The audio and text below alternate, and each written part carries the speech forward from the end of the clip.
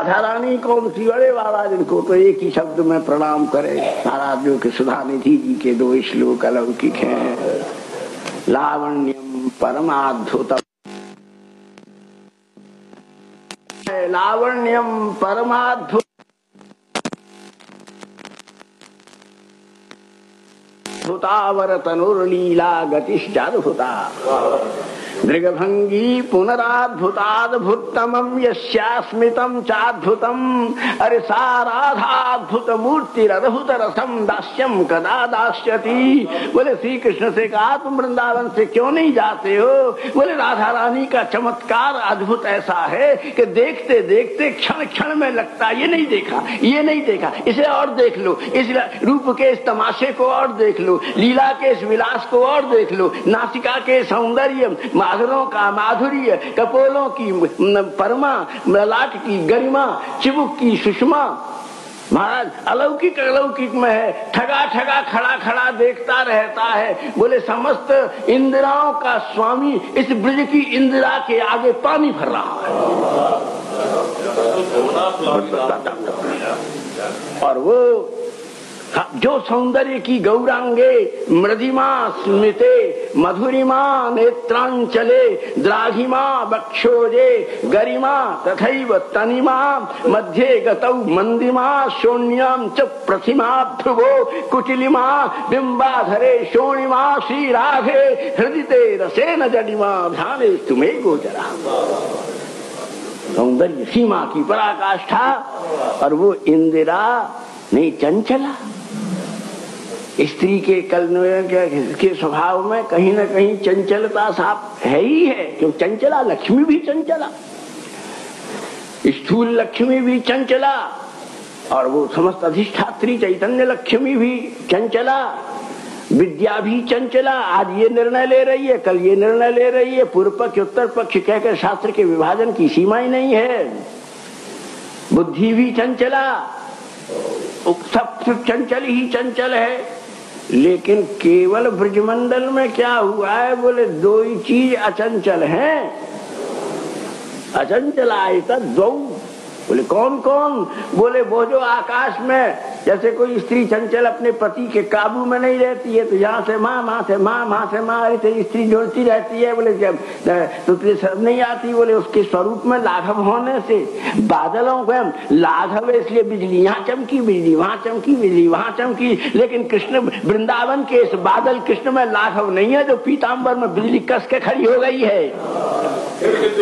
स्थिर विद्युत मेघ हो गया है वृंदावन में, और स्थित विद्युत मेघ वो हो गया है, और दूसरे ये अचंचला है। और कोई होती तो चंचल हो जाती। बोले सब मुझ पर रीझ रहा है, मुझ पर मर रहा है ये, तो महाराज फिर स्त्री के नखरे और नाज नजाकत और उसकी कठोरताओं का मेला देखो। लेकिन यहाँ स्वामी ठाकुर खड़ा हुआ देख रहा है, और प्रिया जी खड़ी खड़ी दिखा रही है। न उन्हें हटने का, चंचल होने का अवकाश है, न इन्हें चंचल होने का अवकाश है। इंदिरा शाश्वत यत्र ही निष्ठा थी। इसलिए इस महिमावंत बात के लिए हे ब्रज तुम्हारी जय हो।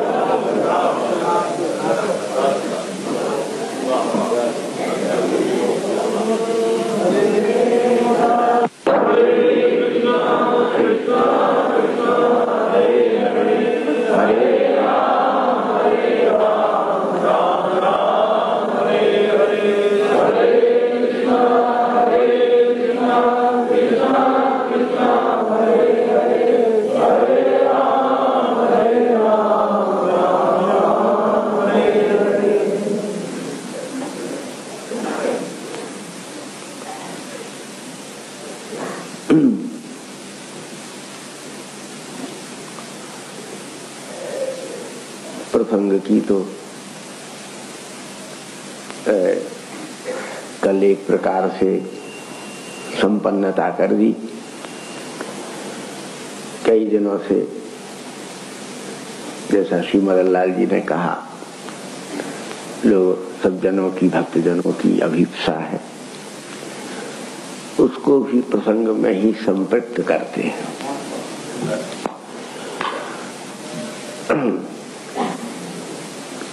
एक श्री राधा रानी तो जिनका कल परिसमाप्ति में एक बड़े दार्शनिक परिवेश में तत्व चिंतन के संदर्भ में जिनका थोड़ा सा अभिव्यंजन किया। श्री कृष्ण के वृंदावन से द्वारका पधारने पर, मथुरा से द्वारका पधारने पर श्री राधा रानी ने एक अंतरंग गोष्ठी की और उस गोष्ठी में अपना एक अनुभव अभिव्यक्त किया कि श्री कृष्ण के स्वरूप के विषय में ही अभी श्रुति नेति नेति कह रही है, समस्त श्रुतियों से कह रही है। सखियों का मतलब श्रुतियों से, स्मृतियों से, ऋचाओं से, कि अभी श्री कृष्ण स्वरूप के विषय में ही वेद वेदांत वैशेषिक सब नेति नेति कह रहे हैं। इसलिए यह विचार करके बड़ा मन में अपरितोष होता है कि श्री कृष्ण यहाँ से चले तो गए हैं, उनके स्वभाव को जानने वाला कौन है? और सेवा अपने स्वभाव से नहीं होती, अपने स्वभाव से श्रद्धा व्यक्त होती है, अपने स्वभाव से साधना होती है, अर्चना होती है। स्वभाव और सेवा तो जिसकी की जाती है उसके स्वभाव से होती है। उसका स्वभाव कितना इससे संतुष्ट होगा, प्रसन्न होगा, अंतर मन से उसे कितने अंश में स्वीकार करेगा। आप सेवा करो, प्रेम करो, कितने भी उन्मत्त होकर के, उन्मादित होकर के, लेकिन जिसको करते हो वो स्वीकार ही न करे, तो प्रेम को स्वीकार न करने से प्रेम की कोई क्षति नहीं है, प्रेम का कोई लाघव नहीं है, परंतु रस विशेष के संचार का बाधकत्व विद्यमान रहता है। दोनों प्रेम करते हैं तो रस विहार होता है, और विहार व्यतिरिक्त जो प्रेम है वो पूर्ण तो है, लेकिन पूर्णतमता की रसात्मक आस्वादना के त्रिकूट पर अवस्थित नहीं है। तो अस्तु, जो थोड़ा समय है, प्रसंग तो महीनों का है, लेकिन एक संक्षिप्त दिग्दर्शन प्रस्तुत करते हैं। तो किशोरी जी ने कहा सखी मंडल से कि कृष्ण के स्वभाव को समझने वाला मथुरा में, द्वारका में कोई नहीं होगा। सब अपनी अपनी रुचि की, गुजरात जाओ तो वो श्रीखंड खिलाएंगे, और पंजाब जाओ तो अपनी तरह का, हर प्रांत का एक चलन, हर व्यक्ति का एक चलन, तो सब अपने अपने रोपेंगे, थोपेंगे। कृष्ण स्वभावानुसार कृष्ण प्रसन्नता लक्ष्य से सेवा कौन करेगा, मैं इसकी चिंता में हूं। तो प्रिया जी से कहा सखियों ने कि इसके लिए क्या सदुपाय हो सकता है? उन्होंने कहा एक ही उपाय है कि हम सब लोग अपने अपने स्वरूप में से एक किरण मंडल प्रकट करें जो द्वारका की महर्षियों में प्रतिष्ठित हो जाए, और उससे वे श्री कृष्ण विषयक स्वभाव को अनुभव करके उनकी सेवा करें, और सेवा वे करें, और उस सेवा का भी हमारा अपना स्वभाव संतृप्त हो, और हम यहाँ संतोष पूर्वक साधना करें कि श्री कृष्ण को कोई कष्ट नहीं है। तो रुक्मिणी जी के स्वरूप में से, ऐसी चंद्रावली जी के स्वरूप में से जो किरण मंडल प्रकट हुआ, वो श्री रुक्मिणी जी में प्रतिष्ठित हो गया, और श्री राधा रानी के स्वरूप में से जो किरण मंडल प्रकट हुआ वो सत्यभामा जी में प्रतिष्ठित हो गया, और फिर अन्य अन्य सखियों के किरण मंडल से 16,108 वृंदावन में यूथ हैं और 16,108 महर्षियां द्वारिका में हैं।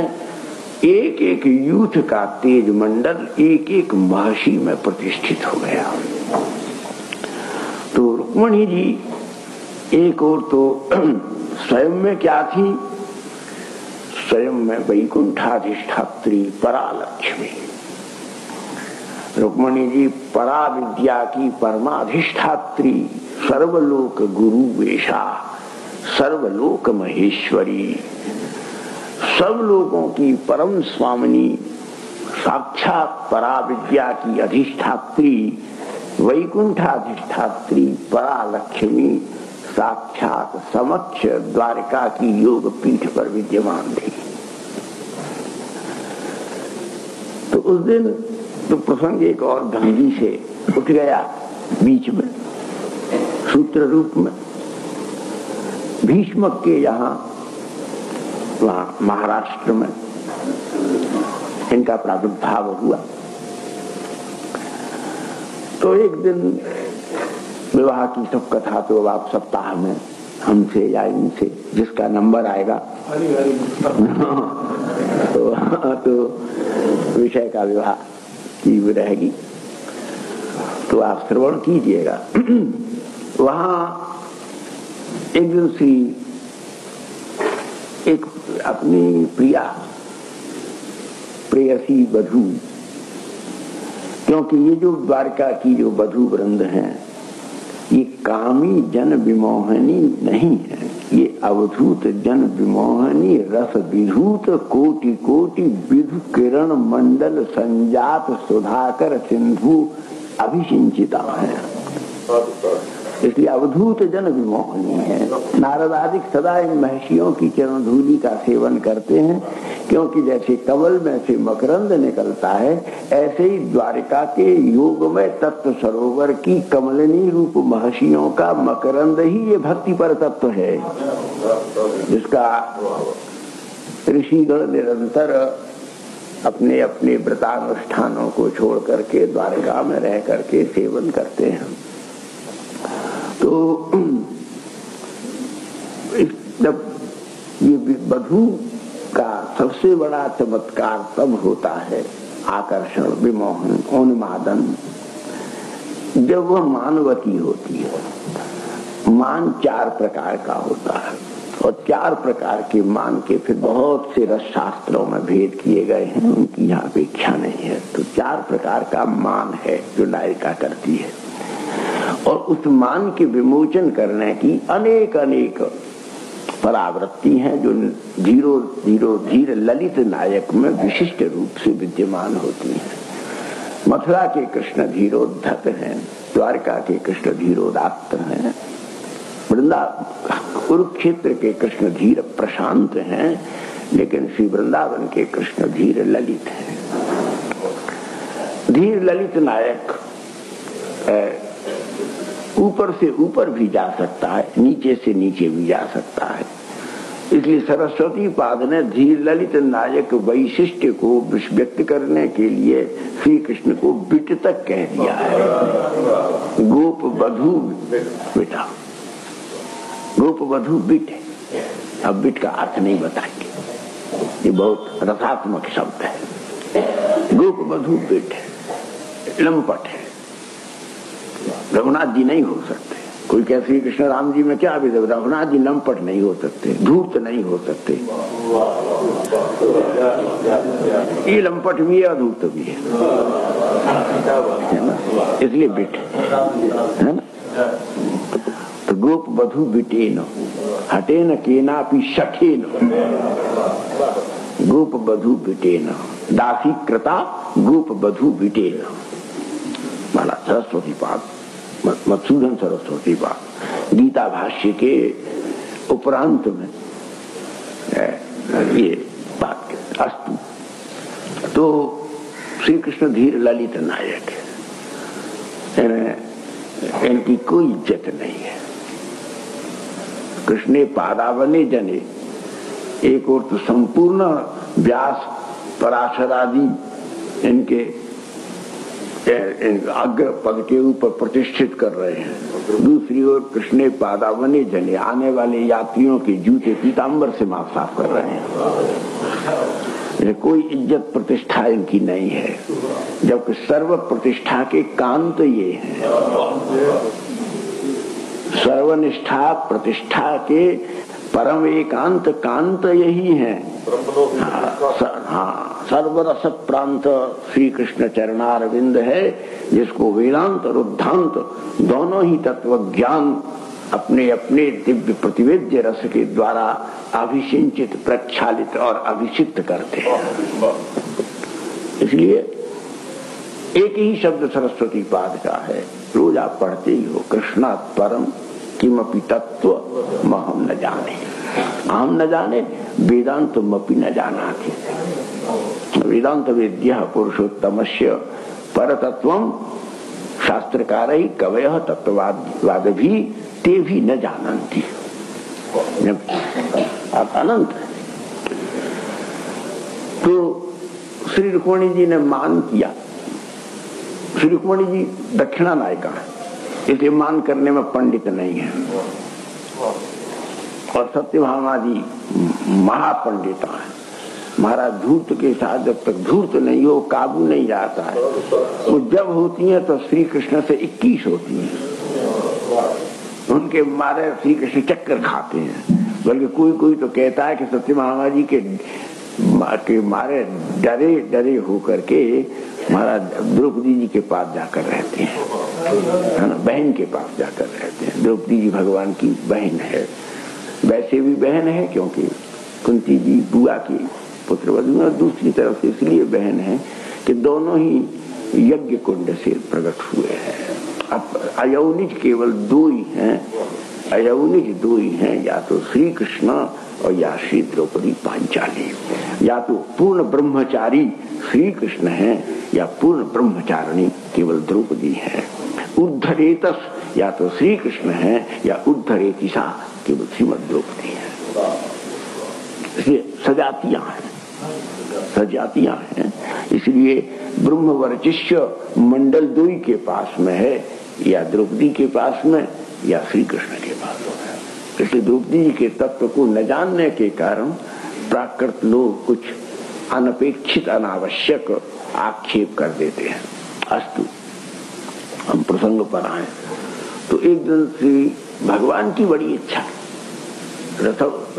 रसलोलुप है ना, नायक का एक बड़ा भारी गुण ये भी है कि रसलोलुप, धनलोलुप समाज में रहते हैं, लेकिन रसलोलुपों का काव्यों में अपना महत्व है। लेकिन श्री कृष्ण तो श्री प्रिया जी के विशेष रस के लोलुप हैं, क्योंकि अब श्री राधा रानी का वह मान रस तो उनको वहां प्राप्त नहीं हो रहा। इसलिए राधा रानी ने श्री कृष्ण के स्वभाव को जान करके सत्यभामा जी के स्वभाव में निज स्वभाव की प्रतिष्ठा करके मान के द्वारा श्री कृष्ण विनोद संपादन किया है। लेकिन रुक्मिणी जी दक्षिणा नायिका के पास में है महापंडिता, समस्त वेद इनकी श्रुतियां इनकी किंकरी है, तत्व ज्ञान की स्वामिनी है।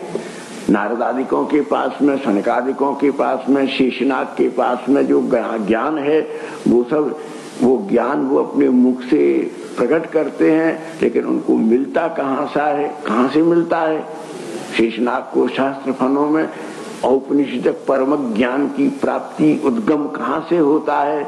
बोले श्री लक्ष्मी जी का जब किंकणी कल्लोल होता है, उनके नूपुर का जब सिंजन होता है, उनकी हाथ की चूड़ियों का कंगन का जब कणन होता है, वक्षस्थल के राणों का रणन होता है, कटाक्षों का निपातन होता है, तब समस्त श्री ब्रह्म की श्वास से निकली हुई श्रुति मंडल के भाष्य रूप ध्वनियों का उद्गमन होता है।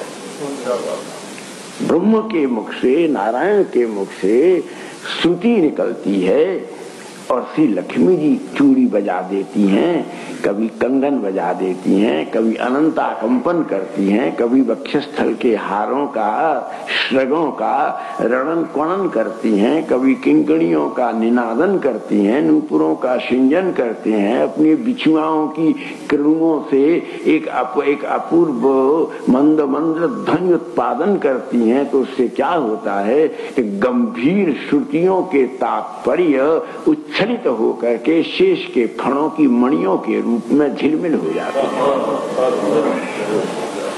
और उपनिषद मंडल उन किरणों से आप्लावित होता है और शुकादिकों का हृदय आप्लावित होता है। पराशर आदि उसका संचारित करते हैं, व्यासादिक उसका आलेखन करते हैं और रसिक जन निमंजित होकर के अवगाहन करते हैं। ये तत्व का इतिहास है। तो समस्त वेद वेदांतों का जो परम अर्थ है श्लोक बोलना रट करके संभव है। श्लोक का अर्थ करना किशोरी जी की कृपा है। व्याकरण से अन्वय करो, दंडान्वय करो, खंडान्वय करो, पदच्छेद करो, विभक्ति आदिकों के कौन सा प्रत्यय हो रहा है, कौन सा उपसर्ग हो रहा है, कौन सी संज्ञा हो रही है, ये सब व्याकरणों का अपना चमत्कार है। लेकिन इन सब के बाद भी शब्द के भौतिक अर्थ को समझा जा सकता है। उसकी अंतररस तात्पर्य का बोध तो उन्हीं को हो सकता है जिनके भीतर किशोरी जी का चरण नूपुर निनादित हुआ है। तो सत्यभामा जी से अलग अलग स्वभाव हैं सबके, कालिंदी जी के, मित्रवृंदा जी के, सबके। भगवान की परम नित्य प्रेयसी श्री रुक्मिणी जी से ठाकुर जी अपेक्षा करते हैं कि यहाँ तो सब अलग अलग हैं, लेकिन जब ये सब आप में थी, रुक्मिणी जी के स्वरूप में ही सब हैं, तब भी आपका जो दाक्षिणात्य जो है, वो आपका जो दाक्षिण्य है, दाक्षिण्य जो है वो कभी मान में नहीं होता। और मैं ये जानना चाहता हूं कि आपकी कपूल, आपके अधर, आपका कपाल, इस आपकी कटी, आपका ये सब श्रीअंग विग्रह मान के समय कौन सी शोभा को कृतार्थ करता है? शोभित होता है नहीं, कौन सी शोभा को कृतार्थ करता है? ये मेरी बड़ी देखने की अभिलाषा है। परंतु रुक्मिणी जी कहते हैं कि मैं अपने बहन का हिस्सा नहीं लेना चाहती, ये काम सत्यभामा का है। भामा होकर के मान करना ये उनके हिस्से की चीज है। मुझे दक्षिणा रहने के कारण मेरे दाक्षिण्य का इतना ही स्वरूप है कि जो आप कहो मैं जी, जो आज्ञा ठीक है जी। यही दक्षिणा नायिका का चमत्कार। बामा नायिका हर एक बात में किंतु परंतु महाराज करती है, तर्क करती है और विवश करती है कि नायक अपने अहम को विगलित करके और अपने को प्रणत करता रहे, प्रणति पूर्वक परिचर्या के द्वारा प्रसन्न करता रहे। तो एक दिन श्री कृष्ण ने एक बात कह दी जिसका इशारा हमने किसी प्रसंग में उस दिन किया था, और उसी की जिज्ञासा वो अपने लहजे में बात बन गई। भाई अवसर पठिता वाणी गुणगण रहिता शोभते पुंसाम। अब कह रहे हैं प्रयासी न, तब निरायासी न था, तब स्वाभाविक था। तो प्रयास से और स्वाभाविक रूप में कहने में उसका एक अंतर हो जाता है। तो कहते हैं अच्छा, रुक्मिणी जी को से कहा कि देखो तुम बड़ी भोली हो, भीरू भामिनी, बड़ी भीरू हो, डरपोक बहुत। बोले मैं किससे डर लगता है? बोले कुछ भी कड़वा बोलने से, अनुचित करने से, अमर्यादित करने से, अनपेक्षित करने से, अशास्त्रीय करने से, अनाचार का करने से आपको बहुत डर लगता है। सांप से शेर से डरने की बात नहीं है, भूत प्रेत से नहीं डरती, लेकिन कुछ हमसे श्री कृष्ण रुचि प्रतिकूल न हो जाए, इस बात में बड़ी भीरू है। अरे कैसे कृष्ण को कष्ट नहीं होगा, वो तो कुछ नहीं कहेंगे, उन्हें कोई आपत्ति तो नहीं होगी, उद्वेग तो नहीं होगा। अनुक्षण अक्षुण्ण रूप से दक्षिणा नायका भीता श्लथ नीता अपने पति रुचि के अनुसार कुछ भी करने में डरती सकुचाती है, उसको भीरू भामिनी कहते हैं। ये भीरू भामिनी है। हाँ, तो कहा कि तुम बड़ी भीरू हो और बड़ी भोली हो, आगे पीछे का तुम्हें कुछ ज्ञान नहीं है, जोश में आ जाती हो, प्रेम का ऐसा जोश। किसका जोश? विचार का जोश या प्रभाव का, दृश्य प्रभाव से उद्वेग तुम्हारा ऐसा। बता, कोई बात है, कोई भला आदमी तुमको कहेगा तुम्हारी कैसी बुद्धि है जो तुमने किया है? बोले क्या किया है? बोले मुझे द्वारका के छड़ीदार से ब्याह किया। क्या राजकुमार है, दमघोष के पुत्र महाराज शिशुपाल को छोड़ करके, जो कैसा सुंदर भी है। शिशुपाल बहुत सुंदर भी था, बड़ा तत्वज्ञानी भी था, बड़ा सारे असुर सेना, असुर मंडल का मुख्य सभापति था। जितना भी आसुरी मंडल था, जरासंध, दंत वक्त, विदु, रथ, शल्य, शाल्व और ये सब, और चारवाक का पट्ट शिष्य था। लड़ाई तो महाभारत की पांडव कौरवों का तो नाम बदनाम है, लड़ाई तो व्यास और चारवाक की है। एक निरीश्वरवादी है, एक शेश्वरवादी है। शेश्वरवादी का सुयोग ये है कि ईश्वर इस समय साक्षात प्रकट हैं, और निरीश्वरवादी का इस समय दुर्भाग्य है कि जिस तत्व को प्रतिपादन करके जिस तर्क की वो स्थापना करता था, उसे प्रत्यक्ष ईश्वर के आचरण से ही खंडन हो जाता था।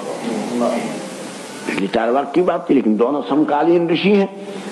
चारवाक सारा भौतिकवाद, जड़वाद, प्रकृतिवाद, अहमवाद, बुद्धिवाद, मायावाद, सारा चारवाक दर्शन का अंगभूत है, लेकिन फिर भी उसमें मूलभूत अंतर है। अगर ये विलायती होता तो कहता कि महाराज घृतम ऋणम कृत्वा घृतम पिबेत कहा इसने, नहीं तो कहता सुराम पिबेत। अगर पाश्चात्य होता तो कहता सुराम पिबेत। इसने तभी गनीमत तो की, भारतीयता की रक्षा तो की, घृतम पिबेत। हाँ, संस्कृति रक्षा की। तो अस्तु श्री लक्ष्मी जी ने, श्री रुक्मणी जी से कहा कि तुमको तो शिशुपाल से ब्याह करना चाहिए था। तो क्या कहना चाहते हो? बोले इतना ही कहना चाहता हूँ कि अब भी तुम्हारा मन हो तो मुझे कोई आपत्ति नहीं है। बाप तिल मिला गई।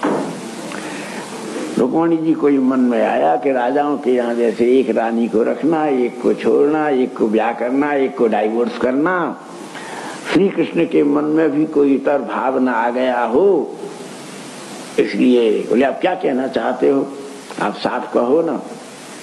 बोले कहना चाहता हूँ तुम जैसी बुद्धिमती, पढ़ी लिखी, अति रूपवती, गुणवती, अत्यंत चतुरा, सुस्निग्धा, आपका सुनैन, सुवदन, सुगमन, सब कुछ अपूर्व है, फिर भी आपने, मैं नहीं समझ पा रहा हूं कि आपने उस शिशुपाल की तुलना में मुझे पसंद क्यों किया।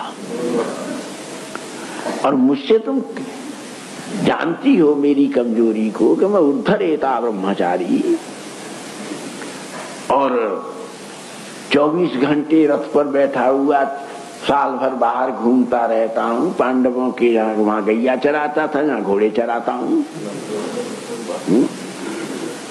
कहीं कोई भी तो हे राजेंद्र नंदनी तुम्हारे अनुकूल मेरा स्वभाव स्वरूप आचरण नहीं है, फिर भी तुम मुझसे इतना प्रेम किए ही जा रही हो, प्रेम किए ही जा रहे हो कि तुम्हारे प्रेम की बात की चर्चा आज वैकुंठ तक पहुंच रही है।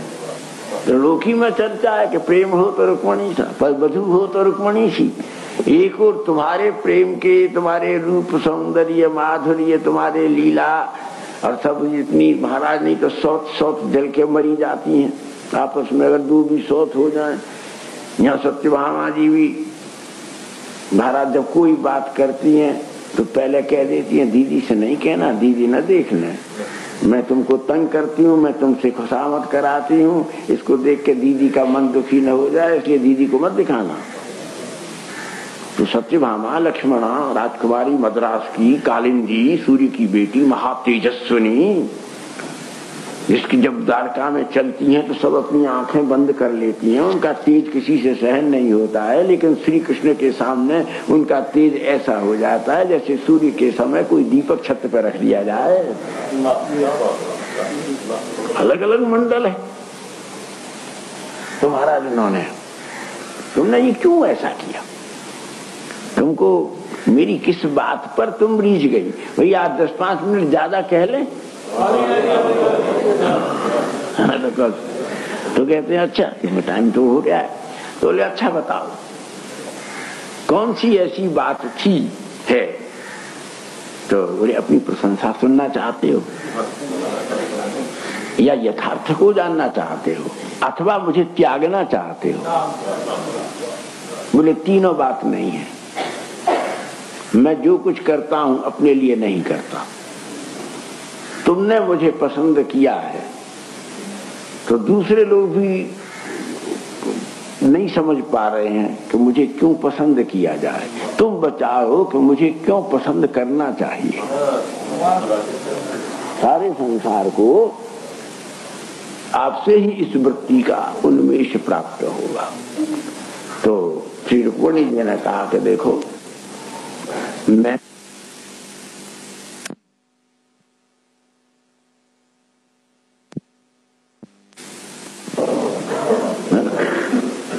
तो किशोरी कोमल भोली भाली क्या समझती भी नहीं थी कि ब्याह क्या होता है, पति क्या होता है, प्यार क्या होता है। इन्होंने आकर के जबरदस्ती सुना करके तुम्हारे संदेश, तुम्हारे पराक्रम विक्रम, तुम्हारी कथा जबरदस्ती मेरे रेगिस्तानी मन में तुम्हारे प्यार का पौधा पैदा कर दिया। और फिर उसमें भी महाराज दलाल लगे हुए थे तुम्हारे, कोई आकर के कहीं का समाचार, कोई पानी गिर जाए, यात्रीगण जो आते थे बोले कहाँ हो आए, बोले वहां गए वहां गए वहां गए, बोले कहाँ गए, बोले द्वारका भी गए, बोले द्वारका में क्या हुआ, बोले द्वारकाधीश का अनंत वैभव देखा। अरे भैया कौन ऐसी भाग्यवंत नहीं होंगी, तब तक कोई ब्याह नहीं हुआ था, कुआरा था। और कौमार्य कांति तो और भी विलक्षण होती है ना महाराज। क्वार की धूप बीता है और क्वारी का रूप, ये तो महाराज बड़ी असहनीय होते हैं। तो फिर कुमार भी थे तो जो यात्री आके कहते थे वो और उसमें पौधा में पानी गेरते थे। फिर बहुत से आते थे, राज्य के राजा लोग आते थे, तो राजाओं के साथ चारण आते थे, भाट आते थे, मागध आते थे, सूत आते थे, बंदीजन आते थे। वो भी जब स्तुति करते थे भाई इस समय इस त्रिलोकी में दर्शनीय तो केवल श्री कृष्ण ही हैं, तो वे उसमें और हवा और धूप गिर देते थे। काली यवन के ही मन में जाकर के नारद जी ने कुतूहल पैदा कर दिया गया क्या ये जतुग्रह विरचितम केन करेण निर्गुम्फिता, अरे ये क्या तुमने जतुग्रह निमाश अजायब घर बनाया है। भारतवर्ष में एक पुरुष है चतुर्भुज कमल के से नेत्र, सुंदर नासिका, सुंदर अधर, बड़ी सुंदर दर्शनावली, नख से सिख पर्यंत अद्भुत, उनको एक कांच की अलमारी में ला करके और पैक करके यदि अजायब घर में रखो तो सारी दुनिया देखने आएगी, तुम्हारा जतुग्रह की शोभा बन जाए। तो ऐसे ऐसे कौतुक करने वाले इन बूढ़े ऋषियों ने, महात्माओं ने तुम्हारी कथा सुना करके और हम जैसी किशोरियों के मन में ये सब विकार पैदा कर दिए, जो हम मर गई, मजबूर हो गई तुमको पसंद करने के लिए। इसलिए ये हमारी पसंद जो है ये स्वकल्पित नहीं है, स्वारोपित नहीं है, ये संत प्रसाद है ना। अलंकार के दो भेद हैं, कि व्याज निंदा व्याज स्तुति, निंदा के व्याज से बहाने से स्तुति करना और स्तुति के बहाने से निंदा करना, ये दो अलंकार बड़े प्रसिद्ध हैं, व्याज स्तुति व्याज निंदा। तो बोले हमको तो इन सब ऋषियों ने, यात्रियों ने, महात्माओं ने, इन्होंने आकर के तरह तरह से भड़काया, और जाने कोई संस्कार भी मेरा होगा, कोई किसी जन्म में मेरा तुम्हारा कोई संबंध होगा, कभी तुम मेरे रहे होगे, कभी मैं तुम्हारी रही होंगी, काल के आवरण में फिर हम एक दूसरे से अलग भी हो गए, जन्मादिकों के व्याघात भी उत्पन्न हो गए। लेकिन कुछ भी हो जाए,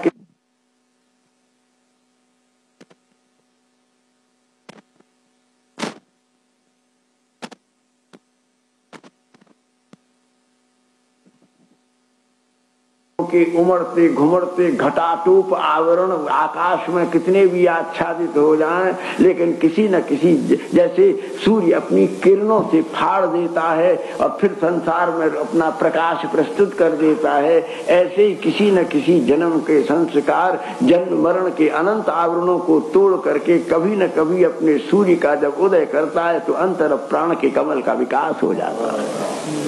ये जन्मांतरों के संस्कार की भूमिका है, किसी के बस की बात नहीं है इस जन्म। इसलिए मुझे नारदादिकों ने जो समझाया तो फिर मैं आप में अनुरागिनी हो गई। मेरे माता पिता भी, फिर मैं क्या करूं? अगर लड़की कोई से प्यार करे और माता पिता कड़े हो जाएं और वो रोक, नहीं नहीं यहाँ तुम्हारा ब्याह नहीं हो सकता है, खबरदार, होता ये आमतौर पर। लेकिन मेरा ऐसा दुर्भाग्य रहा, मेरा ऐसा दुर्भाग्य रहा कि मेरे माता पिता भी पीछे पड़ गए। लाली कोई तरकीब कर, लाली कोई चाल चल, लाली कुछ न कुछ बहाना करके श्री कृष्ण कांता होने का सौभाग्य तुझे प्राप्त हो जाए। मेरे माँ बाप भी मेरे पीछे पड़ गए। अब बताओ मैं क्या करती? माँ बाप रोक देते कि नहीं नहीं कृष्ण नहीं, शिशुपाल बढ़िया है, जबरदस्ती ब्याह कर देते। तो काय को मैं तुम्हारे पल्ले पड़ती जो तुम मुझसे घबरा रहे हो। बोले माता पिता भी पीछे पड़ गए। बोले फिर, बोले गुरुजी भी बड़े बूढ़े, पगड़ी बांधे हुए, चल नहीं सके एक कदम। हाँ लाली, तेरे लिए मेरे प्राण हाजिर है, ला एक चिट्ठी लिख दे, है ना, एक चिट्ठी लिख दे, मैं लेके जाता हूँ। बोले गुरु बिगाड़ने आ गए, डाकिया बनने को तैयार। तो बोले ला के, बोले कैसे लिखे? बोले कहाँ जब आज कागज लाओ। बोले कागज तो क्या है, ये लो, कागज तो मेरे पास में है, मैं ले आया हूँ भोजपत्र। बोले शाही? बोले शाही कलम। बोले शाही कलम की बात यह है कि अपने नख की कलम से काजल मिश्रित आंसुओं के 2 अक्षर लिख दो, तुम्हारे मन के भाव को श्री कृष्ण पहचान लेंगे।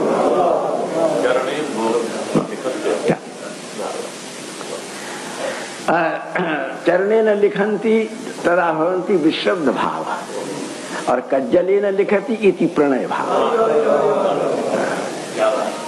इसलिए इससे बढ़िया मसी कहाँ है, और नख से बढ़िया कलम क्या है? नुकीले आजकल की बढ़ा लेती है ना, उनके उसमें भी नृसिंहावत आ रही है, किसके धैर्य स्तंभ को विदीर्ण करेंगी न खा के खाद से। हाँ, तुम्हारा कहते हैं अस्तु। तो बोले तुम लिखो। तो फिर बोले बढ़िया बात है। तो काजल भी था और आंसू भी थे, जिनके पास दोनों की कमी हो। सौंदर्य सज्जा है कज्जल, दंते मंजनम, नेत्रे अंजनम, रूप परिशोधनम भवति। है ना, परिशोधन है, प्रसाधनम, परिशोधनम प्रसाधनम एव। तो उसे लिखा, अब लिखा तो फिर गुरुजी भी पीछे पड़ गए। अब बताओ, माता पिता पीछे पड़ गए और गुरुजी भी पीछे पड़ गए, और मेरी सखियां भी करती थी लाली, अगर तेने कोई पुण्य किया होगा, अगर तेने कभी कोई जन्म में कोई कूर्पादि रचना की होगी, और अगर तेरे द्वारा कभी कोई सुकृत हुआ होगा, कोई कुआ बावड़ी बनवाई होगी तेने, तेरे बाप बाबा ने, पर बाबा ने, तेरे नाना ने, नानी ने, कभी किसी ने, और कोई पुण्य आज तेरे काम आ सके और तू कहीं कृष्ण बधू हो जाए तो हम सब धन्य हो जाए। तो सखी भी मेरे पीछे पड़ गई, चारण मागध बंदी जन सूत जन भी मेरी ओर आंख कर करके जब गाते थे तो मेरी ओर देखते थे। रुक्मणी जी तुम्हारे योग्य यदि त्रिलोकी में कोई है तो केवल श्री द्वारकाधीश कृष्ण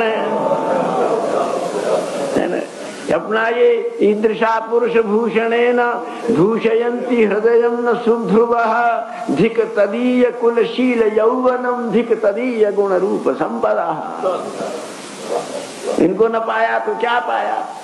और उस रूप में आप भी सब नायिका ही हैं, क्योंकि बुद्धि नायिका है, वही बुद्धि धन्य होती है जो रुक्मणी के प्रसाद से, सत्यभामा के प्रसाद से, राधा रानी के प्रसाद से और संतों से और सबसे अधिक भगवत कथा के प्रसाद से, भगवत कथा के प्रसाद से जिनके हृदय में कृष्ण प्रेम व्यथा उत्पन्न हो जाए। कृष्ण कथा प्रसादेन यदा भवति प्रणय व्यथा अन्यथा न भवति किंचिदपि। फिर तो सब कृतार्थ हो जाए, सब दिव्य हो जाए। तो इसलिए आप इस विषय को बुद्धि के संदर्भ में लगाएं। वह दिन कब होगा, वह मंगलमय दिन कब होगा, वह निशा कब होगी, वह प्रभात कब होगा, वह मध्याह्न और संध्या की सायंतन वेला अंगड़ाई लेकर के सौभाग्य के मकरंद से सौरभित करती हुई आपके निश्वासों को कब उदित होगी। जब आपकी ये बुद्धि संपूर्ण विश्व प्रपंच को, संबंधियों के समवाय को विसर्जन करके श्री गोविंदानुराग में उन्मादिनी हो जाएगी। मद्रिप कल्पिता वितृष्णा। महाराज अस्तु श्री रुक्मणी जी कह रही हैं इन सब विवशताओं से मेरी अभी भी रुचि नहीं है, आप में अपने प्रेम को छिपा रही हैं। बोले तुम मुझे छोड़ देते हो, त्याग देते हो, मुझसे शिकायत करते हो, मुझसे नफरत करते हो, आरोप करते हो। आप निश्चिंत रहो, मेरे स्वर्ण प्रासाद प्रेम को इससे कोई क्षति नहीं पहुंचती। मेरा प्रेम किला है जिसमें मेरे विश्वास की नववधू बड़े सरज दृढ़ भाव से निवास करती है। आप ये नहीं समझना कि आपकी किसी प्रयत्न से मेरे प्यार को कोई आघात पहुंच सकता है। वो तो प्रतिक्षणम वर्धमानम शांडिल्य भक्ति सूत्र में नारद जी कह रहे हैं, पांचरात्र में, दोनों ग्रंथ भक्ति के असमूर्त प्राचीन ग्रंथ हैं। नारद पांचरात्रम और शांडिल्य सूत्र, भक्ति सूत्र जैसे जैसे वात्सायन सूत्र हैं, जैसे वैशेषिक सूत्र हैं, सांख्य सूत्र हैं, जैसे योग के पतंजलि योग सूत्र हैं, ऐसे ही भक्ति का कोई कहे कि सूत्र कहाँ है तो शांडिल्य सूत्रा नारद पांचरात्र सूत्राणि संति। नारद पांचरात्र ही से उसका प्रतिपादन होता है। अस्तु। और महाराज सबने मुझे वो किया, आपकी इच्छा हो, मुझसे दुख पाते हो तो मत आओ, मेरा धैर्य बहुत है, मेरी सहने की शक्ति भी बहुत है। वो किसने दी तुम्हें? बोले तुम्हारे प्रेम ने। तुम देने में कृपण हो, तुम्हारा प्रेम देने में उदार है। तुम अपनी कृपणता में कृपाण बने रहो, तुम्हारा मेरा प्रेम तो परित्राण देता ही रहता है ना, परित्राण। तो बोले अच्छा, बोले फिर भी बताओ रुक्मणी जी, तुम भले ही ऊपर से कुछ भी कड़वी कड़वी टेढ़ी टेढ़ी बात करो, लेकिन ये बताओ तुम्हारी आंखें जो हर वक्त मुझे देख करके ललचाई रहती हैं, डूबी रहती हैं, तुम्हारा अब चाहे न सही आरोपित निरूपित ही सही, लेकिन अब तो तुम मुझे प्यार करती हो, तुम्हारी आंखों में से लगता है, क्या तुम नहीं करो? महाराज आंखों प्यार तो रुक ही नहीं सकता। तुम तो मेरी वधू हो, यदि परवधू होती और ऊढ़ा होती, अनूढ़ा होती, दूसरे की बहू होती और प्यार मेरे प्रति होता तो छिपाते छिपाते अंचल से ढकते ढकते भी आंखें प्यार छलकाई देती है ना। ऊढ़ा भाव में, अनूढ़ा भाव में, प्रौढ़ा हो, मुग्धा हो, नायिका की तो बने। अब क्या करें, तो बड़ा शास्त्र का तो विराट समुद्र है ना। बोले फिर बताओ कि तुम्हारी अंतर्वृत्ति ने क्या अंगीकार किया? बोले वह मेरा संस्कार था, वो मेरे मातृ दुग्ध की परिणति थी, वो मेरे पिता और गुरु का तप था, वो मेरा सौभाग्य था, और वो तुम्हारा दिया हुआ योगक्षेम था। क्या कैसे? बोले त्वकश्मश्रु रोम नख केश पिनद्धमन्तः मांसास्थि रक्त क्रमिवित कफ पित्त वातं जीवच्छवो भजति कांत मतिर विमूढ़ा याते पदाब्ज मकरंद मदिंघ्रति स्त्री। बोले इस श्लोक को क्या कहें, ये तो बहुत दिन की कथा, जैसे जयति तेधिकम समाप्त नहीं हो रहा। इतने दिन हो गए, 15 दिन 18 दिन, हे ब्रज तुम्हारी जय हो। तो अब यहाँ उसी शब्द को लगा लो कि तेधिकम, हे कृष्ण तुम्हारी जय हो। तुम बोले क्यों? बोले तक। अब यहाँ सब आज जितने भी सब लोग हैं काय पर मरते हैं? सब प्राण देखो, बुद्धि देखो, मन देखो, आत्मा देखो, आचरण देखो, एक से एक सबके विचित्र, पर हम तो किसी का नहीं देखते। हमारे आकर्षण का तो विषय है त्वक, केवल ये चमकीली खाल। एक खाल को देख करके मरते हैं, राज्य छोड़ देते हैं। कितने लोग हुए हैं हमारे जमाने में ही, है ना? कितने राज्य साम्राज्य छोड़े हैं, इंग्लैंड के राज्य सिंहासन को छोड़ दिया। तो खैर वो प्राकृतिक, तो इस खाल के आकर्षण में तो जितना भी ये शिशुपाल कौन है, जो शिशुपाल शब्दे न शिशु आवरणाकर्षणम यत्र भवति स शिशुपाल शिशव देहाकर्षण। त्वक खाल की है, कैसी कैसे रंग बिरंगे हैं, कैसे हर एक, यहाँ बेटी बैठी हैं, मैया बैठी हैं। त्वक आकर्षण कितना विराट है, एक का एक से विचित्र विलक्षण।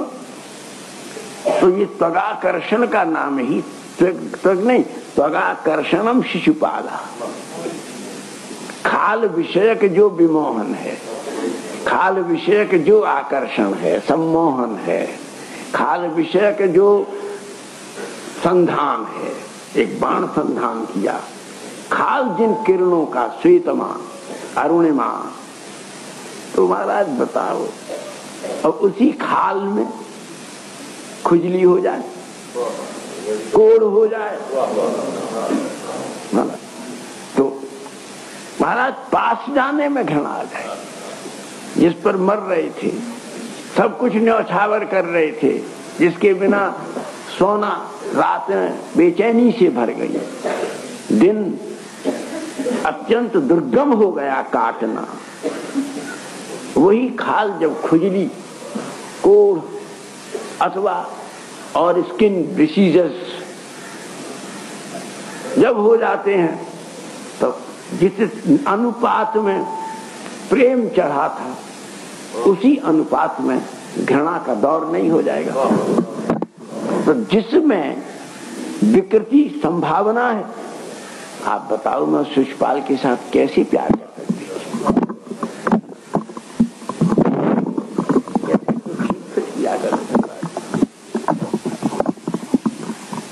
बोले ये तक, और इसको फैला लो, अब समय नहीं है। खाल विषयक आकर्षण, उसकी सुकुमारता, और महाराज जब उसकी शुष्कता, और जब वो उछलने लगे, तो महाराज जितने खाल विषयक सम्मोहन हैं, यही इस संसार में एक दूसरे के रुचि के विषय बने हुए हैं, क्योंकि वो शिशुपाल हैं। और मैंने अर्थात मेरे विवेक ने खाल के ऊपर सीमित रहने वाले शिशुपाल को अपना पति बनाना स्वीकार नहीं किया। अब बताओ मैं कैसे बना सकती? बोले तो स्मश्रु ये दाढ़ी, ये मूछ, जब अहंकार आता है, आसक्ति और अहंकार, ये दो का पुंज जो है, पुतला है, उसको शिशुपाल कहते हैं। ममत्वम, अस्मिता, अहंता, आसक्ति, ये शिशुपाल है। और उसका परिद्योतन क्या है? हाँ, देख लेंगे। आप तो है ही नहीं, सब 3 सेब है यहाँ। लेकिन महाराज जिसके पास मूंछ हो, वैसे एक बात कहते हैं हमको, जहां तक मनोविज्ञान से है कि हम लोग मूंछ नहीं रखते, तो ये कहते हैं कि हमसे तुम ज्यादा कहाँ हो, तुम में हमसे ज्यादा विशेषता तो यही थी कि हमारे मूंछ पैदा नहीं होती और तुम्हारे मूंछ होती है। इसलिए स्त्री लाघवम नतुत्कर्षम, मनोविज्ञान से स्त्री को मूंछ प्रिय है, क्योंकि पुरुषत्व का द्योतन है। वक्षस्थल के ऊपर बाल नहीं हो तो चोर है, जिसकी छाती छटपट हो। जब वीरों के सैनिकों का वर्णन किया जाता है तो उनका जो वहां का जो मंडल है, उसी से उनके अंतर व्यक्तित्व का माप है। इसको क्या कहते हैं? समुद्र शास्त्र। इसको विस्तार से नहीं कहते, समुद्र शास्त्र का लुप्त हो गया है। ज्योतिष शास्त्र का अंगभूत समुद्र शास्त्र है, और उसके पामिस्ट्री और एस्ट्रोलॉजी दोनों, हाँ, उसके विंग्स हैं। हाँ, तो psychology and psychology is the sky, and you see philosophy is the proper place where you have to reach goal, लक्ष्य, aim, the object। तो खैर वो तो अलग बात है, अब जो तो विश्लेषण बहुत चली जाएगी। तो कहते हैं ये अहंकार को प्रकट करने वाले, अपनेपन को करने वाला, अपने पुरुषत्व को, महाराज अगर जिसकी मूंछ हम काटते हैं वो अलग बात है, लेकिन पैदा ही न होती हो तो नपुंसक है, क्लीव है। तो कहते हैं जिसका पुंसत्व ही मूंछ पर निर्भर है, उस शिशुपाल को मैं क्या प्यार करती। 4 बाल पैदा न हो तुम्हारा दुनिया उसको क्या कहेगी, है ना? श्मश्रु हीना या शिखंडिना और शिखंड परिवर्तन या शिशुपाल। वो शिखंडी और शिशुपाल को कैसे कोई पसंद कर सकता है? अच्छा, और वो ज्ञान आ रहा है, हमारे बाल धूप में थोड़ी पके हैं। हम जानाम्य हम इति प्रतिपादिता इति वेद। महाराज अपने को बात बात में, जो दाढ़ी वाले हैं जब ज्ञान की बात करते हैं अपने, तो उसको दाढ़ी पर हाथ फेरते हैं। तो जिनके ज्ञान की पराकाष्ठा दाढ़ी पर हाथ फेरना है, इस मस्त्रशील पाणी ग्रस्त शिशुपाल, तो शिशुपाल को मैं कैसे प्यार कर सकती हूँ? तो जो इस मूर्ख को, इसको मैं कैसे प्यार कर सकती हूँ? इसलिए मैंने शिशुपाल को प्यार नहीं किया। बोले अच्छा, तो रोम 14 प्रकार के रोम होते हैं। मित्र रोमिल, घन रोमिल है, नत रोमिला, बहु रोमिला, प्रश्नुति रोमिला। नायिका के भेद हैं। नायिका के रोम कैसे एक ऐसी पैदा शरीर में हो जाए, रीछ लगे। बहुतों के इतने बड़े रोम होते हैं, वो रीछ का सा लगता है। एक एक ऐसे लगते हैं। फिर रोम के ऊपर ही रोम शिशु कैसे होते हैं। आश्चर्य हुआ तो रोम हो जाता है, जोश आया तो रोमांच हो गया, मुझे करुणा हुई तो रोमांच हो गया। हर भाव की व्यंजना का माध्यम ही रोम है। रोम को देख करके नायक समझ लेता है कि ऊपर से छिपाती हुई प्रसंग वर्णा नायका अंतरे रतिम विजनोति नवा, है ना? उसके रोम से मालूम पड़ जाता है, क्योंकि जब वो मुस्कुराती है तो रोम पर असर पड़ता है। कहाँ? किरण मंडल आकाश पे जाता है नायिका का, हास्य मंडल रोम पर अभिराजित रहता है। रोम कुर्मियों के ऊपर उसकी हास्य रश्मियों का विलास है। तो बोले इसीलिए जो रोम से ही करुणा, दास्य, सौख्य, सौमनस्य सौहार्द्र सौजन्य आसक्ति और संपूर्ण प्रकार की विलसिता केवल रोम तक सीमित है। बालों से ढके हुए रीछ के शिशुपाल को मैं कैसे प्यार कर सकती हूँ? आप बताओ, तुम जो पूछते हो कि तुमने शिशुपाल को पसंद न करके मुझे क्यों पसंद किया, वो मैं आपको बतला रही हूँ कि क्यों किया और क्यों नहीं किया। रोम नखा महाराज अब 9 बड़े बड़े हैं, डॉक्टर देखेगा तो दवा लेगा, बोले खून नहीं है। स्त्री अगर इशारा करेगी तो पैर से 9 ही दबा देगी, चाहे चरण का चाहे हाथ का। नखे न नख प्रभावे न महाराज, इसमें जीवन भी है और मरण भी है। काटू बढ़ जाए तो बुरा लगे, न काटू तो बुरा लगे, और नेक जा करके चीख जाओगे अगर नेक ज्यादा कट गया तो। सुख दुख की संधि है, जीवन मरण की संधि है। नक के भीतर रक्त कितना है, वात प्रकृति है कि कप प्रकृति है कि श्लेष्मा प्रधान है। कौन सा गुण है नायका के नख को देख करके, उसकी टेढ़ी बेढ़ी स्वच्छता को देख करके। जिसका नख मलिन है उसका मन भी मलिन है ना महाराज। बड़े बड़े नख बढ़ा करके श्रृंगार करते हैं, नख की रंजना करते हैं, व्यंजना सभी रस की नख से ही। अब बालों पर हाथ फेर दे तो निशा का निमंत्रण है, और नासिका पर हाथ फेर दे तो स्वीकृति का आमंत्रण है। तो जिसके सारे इशारे नष्फर हैं, और जो सूर्पनखा है उल्टे नौह वाली है, वो कुबुद्धि है। और जो महाराज नृसिंह नखा है, जीवन जो नखस्य आकाशस्य अग्रपात यस्मिन्, बोले प्रकृति के गुणों का जिसके ऊपर प्रभाव है, और जिससे प्रभावित और आक्रांत हो करके वो अनेक प्रकार के कर्म अकर्म विकर्म प्रवृत्ति चतुर्विंशति कर्म करने में जो विवश हो रहा है, मैं उस शिशुपाल को कैसे ब्याह सकती हूँ? तो कसमस्तु रोम नख।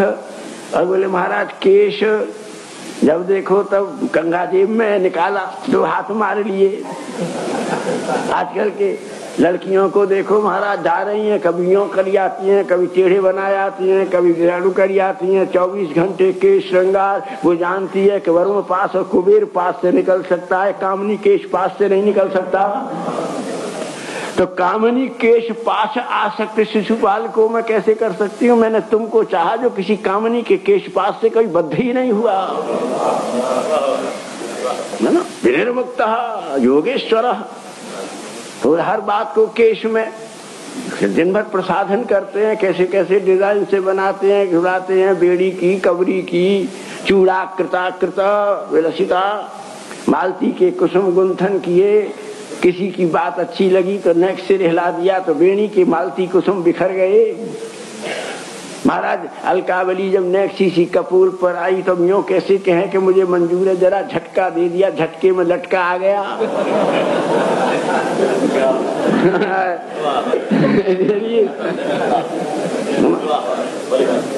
तो केश पिनद्ध बनता। बोले केशों के द्वारा ही जिसकी ना और हाँ बंध गई है ना। इस विधि निषेधात्मकम धर्मम आचरति स शिशुपालः, और विधि निषेध निवृत्तमान आत्मा राम पुरुष कृष्णस्यानुगतो हम। इतना बड़ा फर्क है। वेदांत में भी लगा लो, रस में भी लगा लो, बात ठक है, एलिगरी है ना। तो महाराज तो इसलिए बोले मैं इस केश में सबरे लड़के लड़की सब तरह तरह के डिजाइन, कैसी कैसी लहर बनाते हैं, कैसे कैसे श्रृंगार करते हैं, कैसी करते हैं।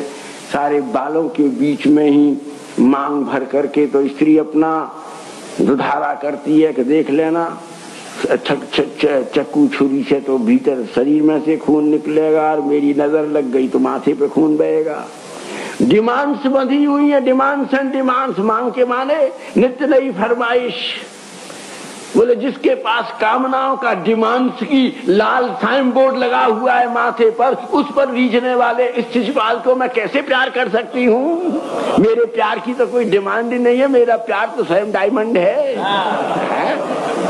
Self diamond. इसलिए महाराज कहते हैं कि केश पिनद्धमंतः। अब इस शरीर के भीतर देखो तो क्या है? बोले मांस। मांस मांस। बोले तुम मांस हो इसलिए ऋषि हूं, शिशुपाल मांस है इसलिए नहीं। माँ लक्ष्मी विमोहनकारी अंशः अंशु वर्तते यस्मिन एव मांसः। और दूसरा, अब वो लक्ष्मी जी ने, वो सीता जी ने सरयू जाने, वन में जाने के समय सरयू जी का पूजन किया। सर्वे मांसाहार पिता कृता। तो बोले मांसा, हमारा जो लोगों ने क्या निकाल दिया कि मृग मांस और मत्स्य मांस। जबकि तो कहा अच्छा किशोरी जी ने सरयू को मृग मांस चढ़ाए। अब उनकी बुद्धि की बात है। बोले मांस का मतलब ये किशोरी जी ने अपनी लक्ष्मी के जो तेजांश है उनसे सरयू की पूजा की, उनको दुर्गबंदी की तरह सरयू में स्थापित कर दिया कि भरत राज्य करेंगे नहीं, शत्रुघ्न अनुगत हैं, लक्ष्मण साथ जा रहे हैं, रघुनाथ विरत हो गए हैं, इसलिए क्योंकि मैंने जन्म लिया है इसलिए हमारे लौटने तक अयोध्या का कोई अनिष्ट नहीं हो, इसके लिए मेरा किरण मंडल अयोध्या की रक्षा करे। मांसेन अर्पिता मांसा स्वांशा। तो बोले वो जगह ये तो मृग मांस मत्स्य मांस, दूसरों के मांस खाने वाले किसी पर दया करेंगे। आज तुमने मृग का मांस खाया है, कल स्त्री का मांस खाओगे, परसों बच्चों का मांस खाते हो। खा ही रहे हैं चाइनीज होटल में। जिसको एक बार किसी के मांस खाने का हो गया तो सारे के सारे मांस पर ही तो लौट रहे हैं, मांस के ऊपर ही तो संभले जा रहे हैं, मांस के ऊपर ही तो महाराज खाल बाल कपाल चाल ढाल कपोल कटी, ये जो इन्हीं के ऊपर जो बंधे हुए लोग हैं वही तो शिशुपाल आकर्षणम। शिशुपाल का आकर्षण क्या है? बोले कपाल, माथा ऊपर कभी चंदन लगा रहे हैं, डिजाइन डिजाइन के तिलक लगा रहे हैं, माथे के ऊपर मणिमाला बांध रहे हैं, त्रिपुली कर रहे हैं, कभी आंख तो कपाल है, कपोल है, महाराज चिबुक है, कुछ है, कटी है। इन्हीं के आकर्षण में जो झूम रहा है पशु की तरह से पेड़े का बद्ध शुक शिशुपाल। शिशु, उस शिशुपाल को मैं कैसे ब्याहती? तुम बताओ, जो तुम बार बार कह रहे हो तेने शिशुपाल से ब्याह क्यों नहीं किया, कैसे ब्याह क्यों नहीं ब्याह किया? ये शिशुपाल, जो शिशुपाल का रूप नहीं जानते, जो इस मांसास्थी भीतर क्या भरा हुआ है, मांस न खाली पर चल जाए, मां जी के कैसी घृणा आती है। मल्लम लगाओ, पट्टी बांधो, बैंडेज करो। जिसका मांस के ऊपर की खाल का ही आकर्षण है, मांस भरा हुआ है, भीतर मज्जा भरी हुई है, हड्डियों का एक कंकाल है। मेडिकल हॉस्पिटल में जाकर के देखूं उसको, बोले हड्डियों के कंकाल के ऊपर में चैतन्यमयी दिव्यानंदमयी आपकी प्रत्यक्ष मूर्ति समक्ष करुणा, इस शिशुपाल को कैसे ब्याह सकती थी? मांस और हड्डी जिसके भीतर बढ़ा है। अगर बात है, अगर वायु प्रधान किसी की प्रकृति है तो फूला ही जा रहा है, मोटा हो रहा है। जब देखो तब घेंटू में दर्द है, जब देखो तब गर्दन में दर्द है, जब देखो तब जोड़ों में दर्द है। ये वात प्रकृति है। थोड़ा होठ मोटे होते जा रहे हैं, जब देखो मुंह फाड़ के सो रहा है, जब देखो तब खा रहा है, जब देखो तो मुंह फाड़ के